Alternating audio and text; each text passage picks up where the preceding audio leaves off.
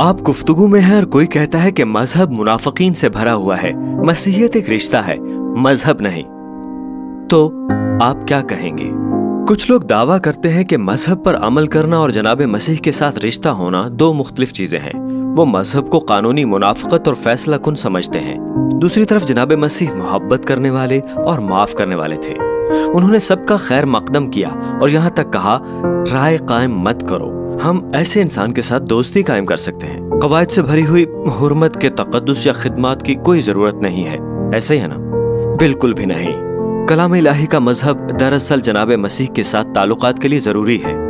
اگلی بار جب کوئی کہے کہ یہ کوئی مذہب نہیں ہے، یہ ایک رشتہ ہے، تو یہ 3 باتیں یاد رکھیے گا۔ نمبر 1، ہمیں مذہب کی اس طرح وضاحت کی ضرورت ہے جس طرح کلام الہی اس کی تعریف کرتا ہے۔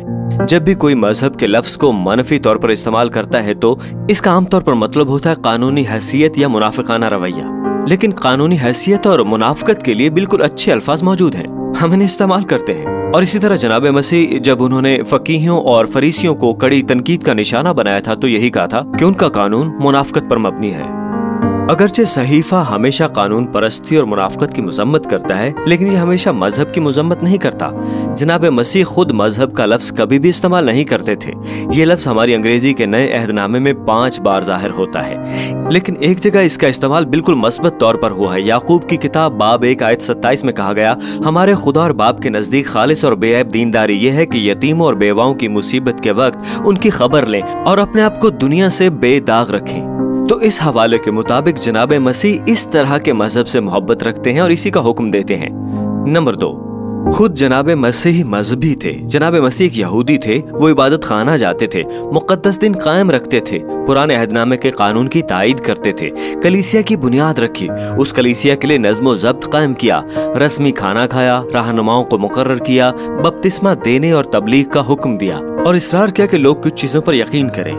جیسا کہ پادری کیون ڈیونگ نے کہا تھا، اگر مذہب عقیدہ، احکام، رسومات اور ڈھانچے کی خصوصیت رکھتا ہے تو پھر جناب مسیح ان لوگوں میں سے نہیں ہے جو مذہب سے نفرت رکھتا ہو۔ جناب مسیح کو نفرت تھی جعلی اور منافقت سے بھرے ہوئے مذہب کی، انہیں حقیقت سے محبت تھی۔ نمبر 3، مسیحی مذہب دراصل جناب مسیح کے ساتھ ہمارا رشتہ ہے، کیونکہ بہت سے جعلی، منافق اور محبوب لوگ خود کو آج کے دور میں مسیحی کہتے ہیں۔ ایک لحاظ سے تمام مسیحی ایسے ہی ہیں۔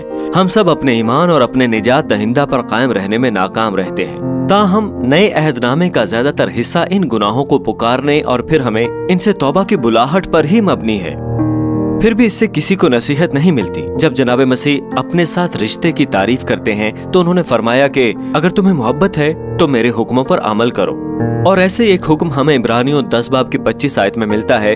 یہ لکھا ہے کہ اور ایک دوسرے کے ساتھ جمع ہونے سے باز نہ آئیں جیسا بعض لوگوں کا دستور ہے، بلکہ ایک دوسرے کو نصیحت کریں، اور جس قدر اس دن کو نزدیک ہوتے ہوئے دیکھتے ہو اسی قدر زیادہ کیا کرو۔ دوسرے لفظوں میں، ہم جو رشتہ جناب مسیح کے ساتھ چاہتے ہیں وہ خدا کے لوگوں کے ساتھ ایک حصہ بن کر پایا جا سکتا ہے، اس کے علاوہ نہیں۔ وہی رشتہ جو افسیوں 5 باب میں واضح طور پر بیان ہوا۔ یہاں حضرت پولس جناب مسیح اور ان کی کلیسیا کے مابین محبت کو دلہا اور اس کی دلہن کے مابین محبت سے تشبیہ دیتے ہیں۔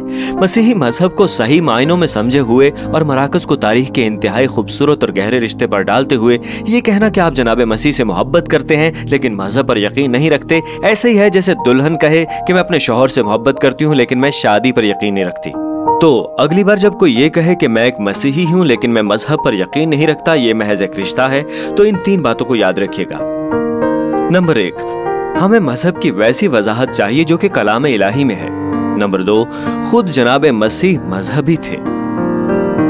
نمبر 3، مسیحی مذہب دراصل جناب مسیح کے ساتھ ہمارا رشتہ ہی ہے۔ What would you say سے میں ہوں شین مورس۔